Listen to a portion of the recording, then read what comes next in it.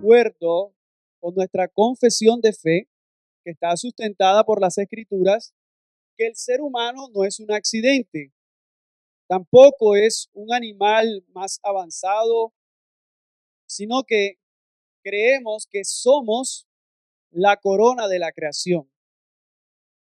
Es por ello que Dios nos diseñó con un propósito divino, con un propósito que es eterno. Y este propósito es llevar su imagen, que podamos reflejar el carácter santo de Dios, pero también ejercer la autoridad, una autoridad que es dada bajo su soberanía como representantes suyos en la tierra. Eso fue lo que hablamos el domingo anterior.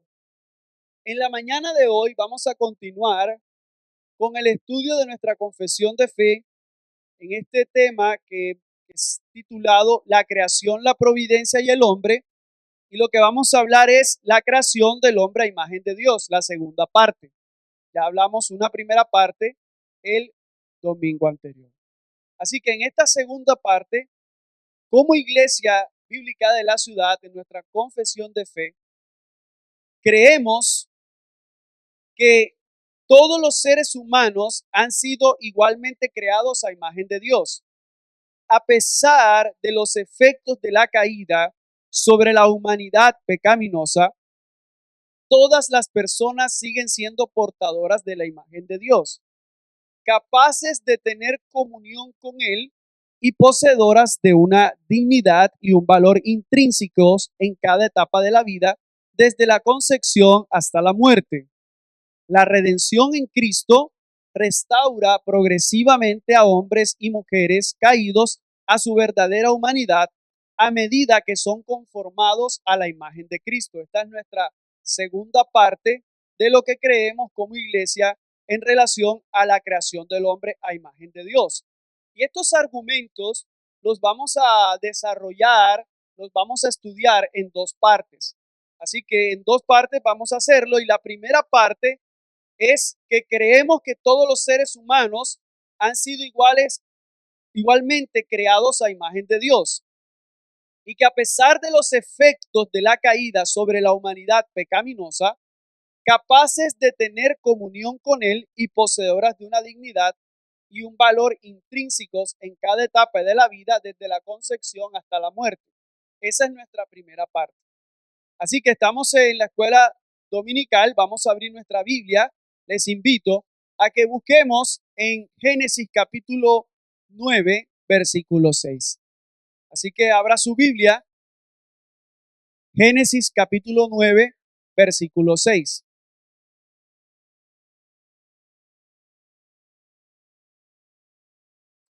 Dice la palabra de Dios, repito, Génesis 9, 6.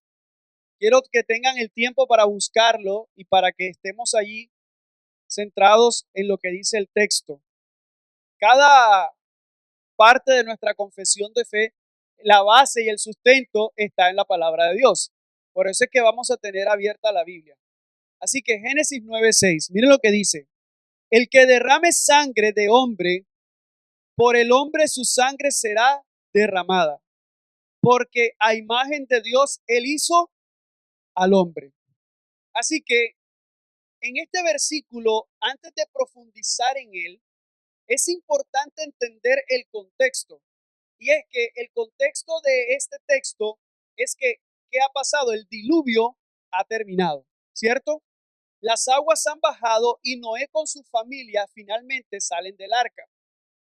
Como respuesta a esto, ¿qué hace Noé? Noé edifica un altar y ofrece un sacrificio al Señor. La Biblia registra que el Señor habla a Noé y hace una promesa solemne. ¿Qué le dice? Nunca más maldeciré la tierra por causa de la humanidad. Y en lo que habla Noé, dice el Señor Dios que se compromete a sostenerla. En Génesis 9 nos dice que está asegurando el cumplimiento con esto de su plan de redención para el ser humano. Entonces, en estos primeros versículos del capítulo 9, vemos que Dios, ahí donde usted lo tiene, establece unas normas para proteger la vida en la tierra. ¿Después de qué? Del diluvio. Ahora, si nos damos cuenta, estas leyes abarcaban tres aspectos. Número uno, la continuación de la vida. Si ustedes se dan cuenta, en el versículo 1 dice el mandato, fructificad y multiplicaos. Lo mismo que había hablado a Noé, ¿se acuerdan? En Génesis capítulo 1, 2 y 3. Dice, establece que los animales temerán al hombre. Entonces, este primer aspecto es Dios está hablando, prometiendo la continuación de la vida. Pero también nos habla del sustento de la vida. Él habla al hombre y le dice que permite el consumo de carne animal. Se lo dice a Noé y le da una restricción en los versículos 3 y 4 en no comer sangre. Otro tercer aspecto, además del el sustento y la continuación de la vida, es ahora el que estamos acá, lo que compete a nuestra confesión, es la protección de la vida. Dios exigirá cuentas por homicidio. Y en este marco, si ustedes se dan cuenta, aparece esta declaración que hemos leído en el versículo 6 sobre la importancia de la vida humana. Así que estos textos muestran la relación o la regulación de las relaciones entre los humanos y los animales, pero reafirma el valor sagrado de la vida humana como imagen de Dios. El valor sagrado de la vida humana como imagen de Dios. Un autor, mis hermanos, señala acerca de esto.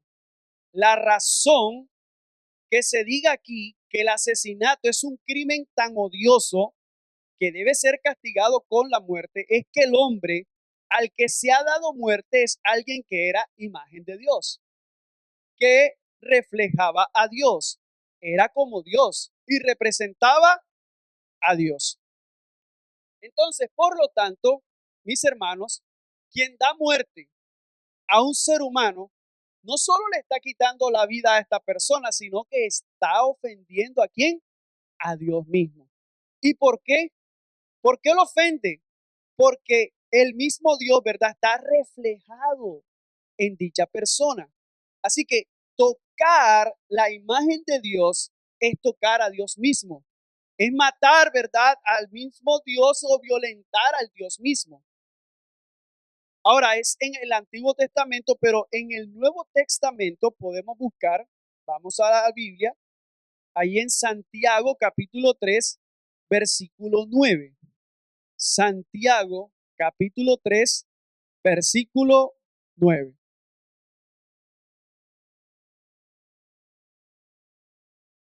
Dice la palabra de Dios. Santiago capítulo 3, versículo 9, esta es la palabra de Dios. Dice, con ella bendecimos a nuestro Señor y Padre, y con ella maldecimos a los hombres, que han sido hechos a la imagen de Dios. El contexto de Santiago capítulo 3, versículo 9, es una exposición sobre los pecados de ¿qué? De la lengua. Un área en la que a veces tropezamos. Los animales, dice Santiago en los versículos anteriores, pueden ser domesticados, pero ningún hombre puede domesticar la lengua, que es un mal irrefrenable lleno de veneno mortal, según el versículo 8. Ahora, este texto de Santiago que ustedes tienen allí señala la incoherencia de la que son culpables las personas cuando utilizan ¿qué? La lengua. ¿En qué sentido? La usan para alabar a Dios y para maldecir las personas. Es una incoherencia, ¿cierto? Miren, aquí aparece la palabra creadas. Santiago capítulo 3, versículo 9, y nos muestra en el verbo griego hegonotas. Está en tiempo perfecto, lo que indica una acción pasada. La creación del hombre a imagen de Dios con un resultado permanente. aunque este fue un acto en el pasado, los seres humanos siguen siendo portadores de la semejanza divina hasta el presente. Y esto refuerza la dignidad humana por ser inherente a nuestra naturaleza creada. No se pierde con el tiempo. Así que por eso resulta incoherente alabar a Dios y maldecir a los hombres con la misma lengua, ya que las criaturas, el ser humano, ¿verdad? Si se maldice al ser humano, estás maldiciendo a alguien que porta la imagen de Dios. Así que debemos tener cuidado cuando nos referimos a alguien, a una persona. Santiago nos dice lo siguiente: con la lengua maldecimos a hermanos, a creyentes que han sido creados a imagen de Dios. No dice así. Lo que dice es que con la lengua con la que maldecimos a hombres, y esta palabra hombres es ans pous, que si o te determina este término, designa personas humanas en general. No está hablando de creyentes. Así que Santiago, desde luego, no está sugiriendo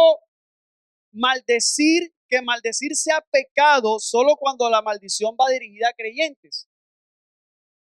Dice que se deshonra a Dios, lo que acabamos de leer, cuando maldecimos a cualquier persona, hombre o mujer, con la que estemos tratando.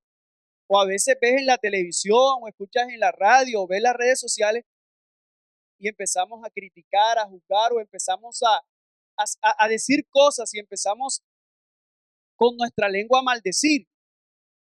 Sea quien fuere dicha persona, le desagrada a Dios cuando la maldecimos, porque Dios, por cuanto Dios la ha creado a su propia imagen. Imagen que la persona sigue reflejando. Ahora bien, sabemos y creemos que aunque el pecado corrompió profundamente la naturaleza humana, y por la escritura eso lo podemos ver, el pecado corrompió la naturaleza humana. Textos como Romanos 3:23, por cuanto todos pecaron y no alcanzaron la gloria de Dios. Efesios 2:1, y Él os dio vida a vosotros que estabais muertos en vuestros delitos y pecados. Efesios 4:18, teniendo el entendimiento entenebrecido, excluidos de la vida de Dios por causa de su ignorancia que hay en ellos por la dureza de su corazón. Colosenses 1:21, y aunque antes estabais alejados y eras de ánimo hostil, ocupados en malas obras. Naturaleza humana distorsionada, ¿verdad? Esta naturaleza por causa del pecado, pero no borró la imagen de Dios en el hombre. Así que esto nos permite profundizar en que la imagen de Dios en el hombre, creemos que ha dado la capacidad de poder tener comunión con Él, que se posee una dignidad y un valor intrínseco en cada etapa de la vida.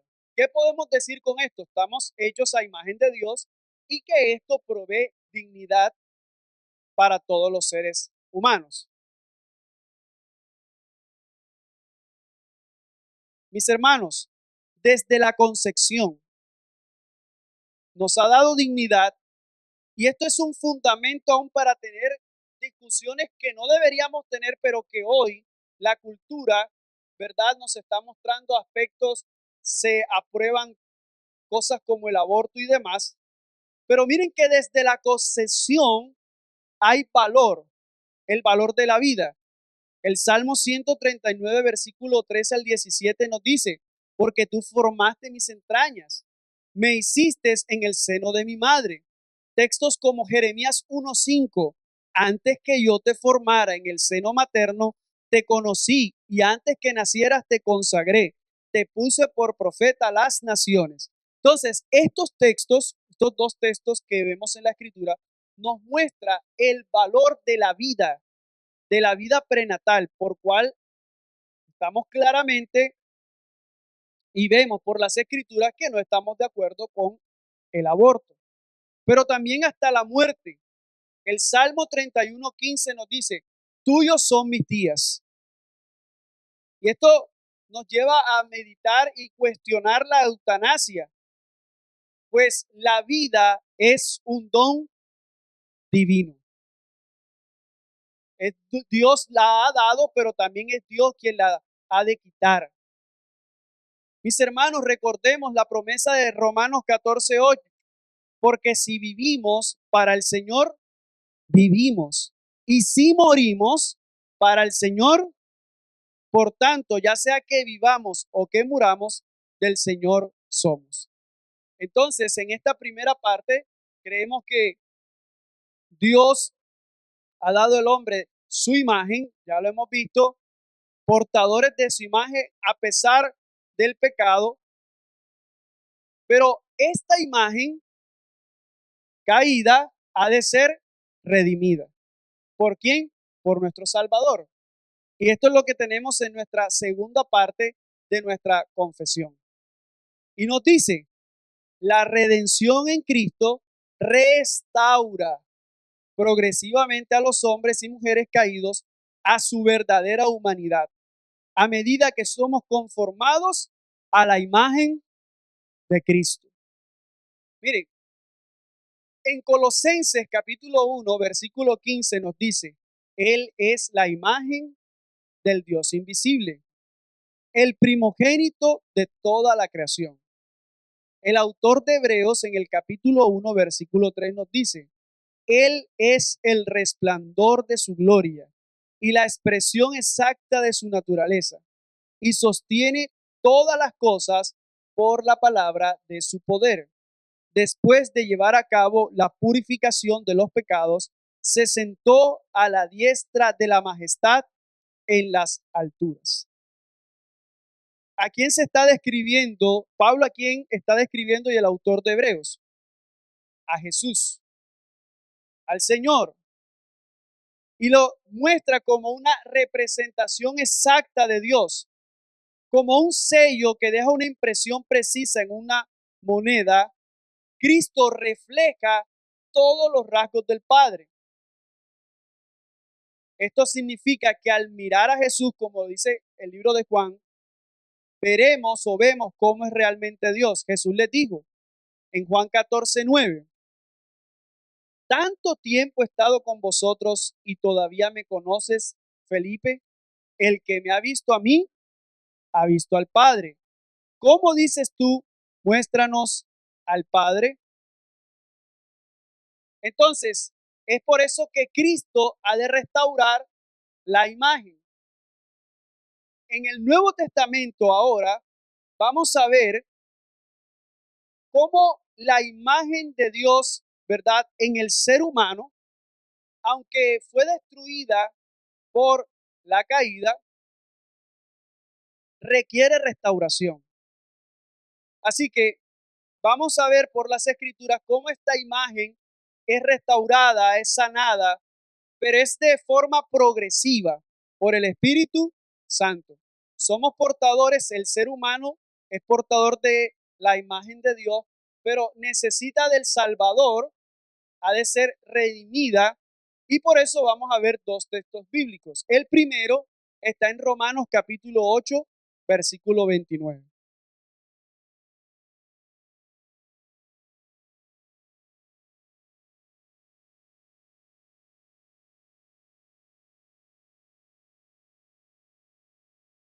Dice la palabra de Dios, Romanos 8:29. Porque a los que de antemano conoció, también los predestinó a ser hechos conforme a la imagen de su Hijo. Aquí está, para que Él sea el primogénito entre muchos hermanos. El pasaje habla acerca de los que fueron predestinados. En griego es proorisen.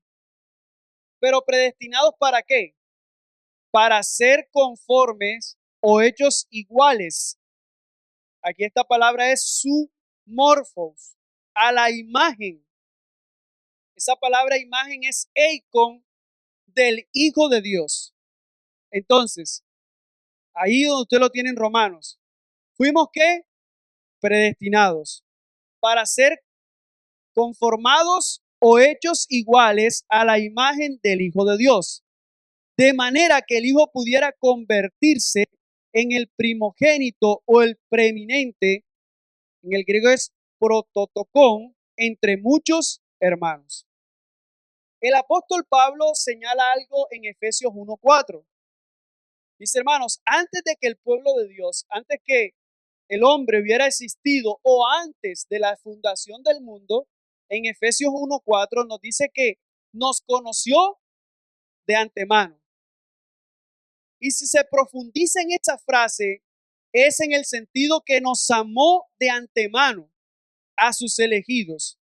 Los conoció de antemano, los predestinó. ¿Para qué? A ser hechos iguales a la imagen de su Hijo. Así como lo acabamos de ver, Cristo, Hijo, es la imagen perfecta de Dios el Padre. La expresión, la imagen de su Hijo, la podemos ver equivalente a la imagen de Dios. Algo ha sucedido, algo ha pasado a la imagen de Dios. Lo que acabamos de leer se ha corrompido o se ha dañado debido a la caída del hombre en el pecado y que se requiere volver a conformar a esa imagen. Y la conformidad con la imagen del Hijo y por lo tanto con la imagen de Dios. Aquí por eso se describe el propósito en el texto o meta por el cual Dios ha predestinado a su pueblo. Segundo texto, Segunda de Corintios capítulo 3 versículo 18. Segunda carta a los Corintios capítulo 3 versículo 18. Dice así: pero nosotros todos con el rostro descubierto, contemplando como en un espejo la gloria del Señor, estamos siendo ¿qué? Transformados. Por eso se hablaba el término progresivo, transformados en la misma imagen, de gloria en gloria, por el Señor, el Espíritu. Así que este texto que nos está hablando de la imagen de Dios, que se está ¿qué? Renovando. Aquí hay una palabra griega y esta palabra es la que ahorita hablamos de catoptrón, que es espejo, y que algunas versiones la traducen como mirar. Miren lo que dice una versión dinámica del mismo texto. Así que todos nosotros, a quien nos ha sido quitado el velo, podemos ver y reflejar la gloria del Señor. El Señor, quien es el Espíritu, nos hace más y más parecidos a Él a medida que somos transformados a su gloriosa imagen. Si vemos en el antiguo pacto, Moisés cubría su rostro y cuando lo cubría con un velo después de estar en la presencia de Dios, porque esta gloria era temporal, pero era una gloria abrumadora. Lo podés ver en Éxodo capítulo 34. Pero ahora en el Nuevo Testamento algo sucede con los creyentes y es que reflejamos la gloria de Cristo.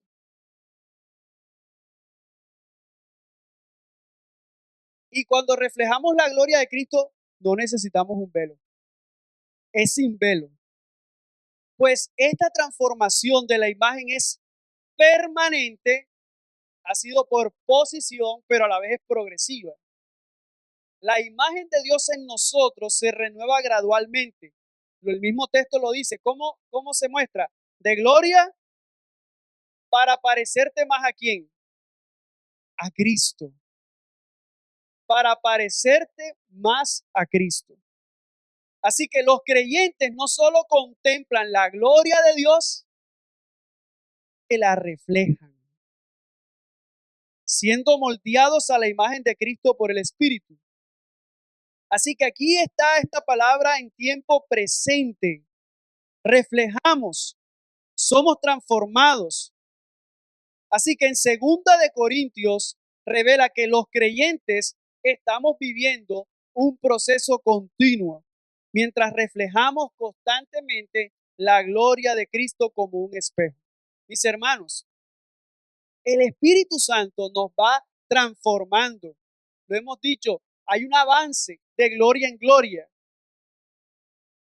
Ese es el verdadero sentido de decir vamos de gloria en gloria. Y que esta dinámica no es instantánea, sino un crecimiento constante de la santidad y del carácter del cristiano. Es impulsado no por tus fuerzas, sino por la obra del Espíritu Santo. Así que los dos textos que hemos leído, Romanos y Corintios, 8:29 de Romanos y 2 Corintios 3:18, enseñan que la meta de la redención del pueblo de Dios es que serán totalmente conformados a la imagen de Cristo. El texto de Romanos se presenta y nos presenta esta conformidad con la imagen de Cristo como la meta, la cual Dios nos predestinó, y 2 Corintios que está enfatizando la naturaleza progresiva de esta transformación. Ahora bien, podemos ver dos textos más. Hay dos pasajes del Nuevo Testamento que nos hablan del viejo hombre y del nuevo hombre, ¿cierto? Ahora bien, vamos a buscarlos. Colosenses capítulo 3, versículos 9 al 10. Ese es el primero. Dice, no mintáis los unos a los otros, puesto que habéis desechados al viejo hombre con sus malos deseos, y os habéis vestido del nuevo hombre, el cual se va renovando hacia un verdadero conocimiento. ¿Conforme a quién? Se va renovando y dice al final, conforme a la imagen de aquel que lo creó. Entonces, ¿qué vemos aquí? Una transformación radical del creyente. Está describiendo un cambio en estas personas, y Pablo describe de identidad fundamental en los cristianos. ¿Qué han dejado atrás estos? La vieja naturaleza. Esa vieja naturaleza es el ser humano dominado por el pecado. Pero nos habla que se ha adoptado una nueva naturaleza. ¿Y eso qué quiere decir? La vida en Cristo. Así que aquí vemos un cambio que es decisivo. Y si nos vamos a la profundidad del texto, vamos a ver que indica en el griego algo que se llama el tiempo aoristo. Aquí está hablando desechado y está diciendo vestido. Este tiempo aoristo, para explicarlo mejor, imagine a un recién nacido. El recién nacido ya es humano, ¿sí o no? ¿Es hecho completo? Claro que sí. Pero ¿qué debe qué? Crecer. ¿Sí lo notan? Esto está hablando de un proceso continuo, así que nuestra vida en Cristo, cuando tú te conviertes, has recibido una santidad posicional. Hablamos que hay un cambio radical porque estamos hablando que Dios te hizo santo. Entonces, es como si habláramos de quitarte un abrigo viejo y ponerte uno nuevo de una vez, pero también es progresivo. Es progresivo porque se va renovando. Así que no puede existir un creyente mitad pecador y mitad santo. No. Es aquí un proceso de santificación. Este tema de aoristo nos recuerda que en Cristo ya somos nuevas criaturas. ¿En Cristo ya somos qué? nuevas criaturas. Es un hecho cumplido. Pero en el presente hablamos de crecer ¿en qué? En santidad. Así que mis hermanos, este proceso de renovación habla de la nueva naturaleza, que se renueva el conocimiento. El término griego ahí es epignosis, un término que implica un entendimiento profundo de Dios que transforma mente y corazón.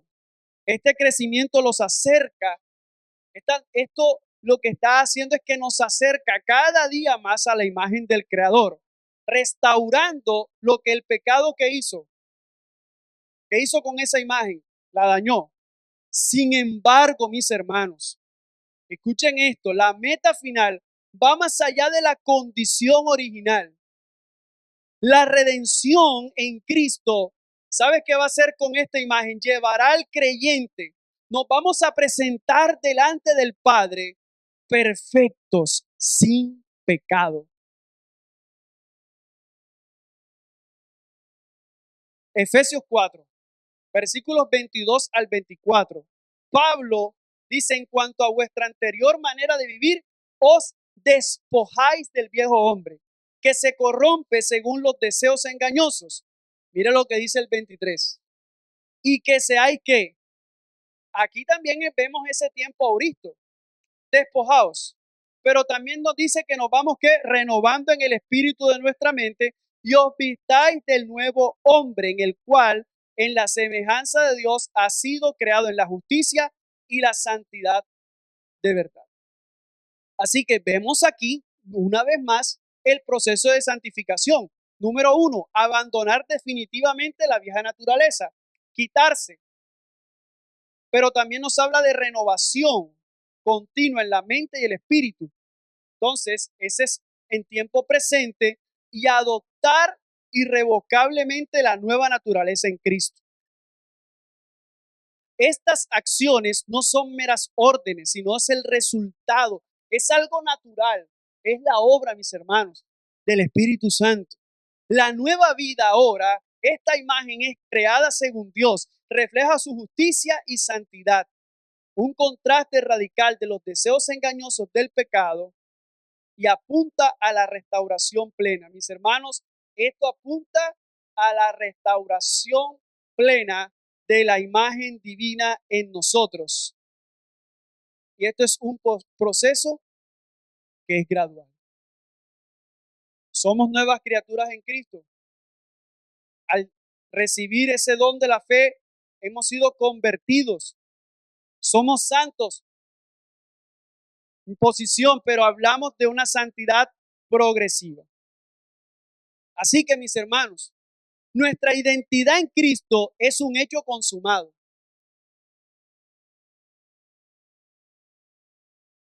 Esto habla de un cambio radical. La práctica diaria exige crecimiento progresivo. Romanos capítulo 12, versículo 2. Guiado por el Espíritu Santo, la justicia de Dios, a diferencia del pecado, nunca decepciona y nos lleva a la plenitud. En esencia, este pasaje muestra que la salvación no solo nos perdona, sino que nos renueva la imagen de Cristo. El cambio es instantáneo en posición, pero continuo en transformación práctica. Sí, aquellos que tienen esa imagen y nos habla de esa dignidad, pero que es necesaria la redención, es necesario el conocer a Cristo. Y si alguien que está aquí no conoce al Señor, te es necesario conocerlo, arrepentirte de tus pecados, para que cada día, progresivamente por el Espíritu Santo, un día Dios no me va a ver a mí, John Domínguez, o cualquier persona, Dios va a ver a su Hijo en cada creyente, su sangre derramada por nosotros.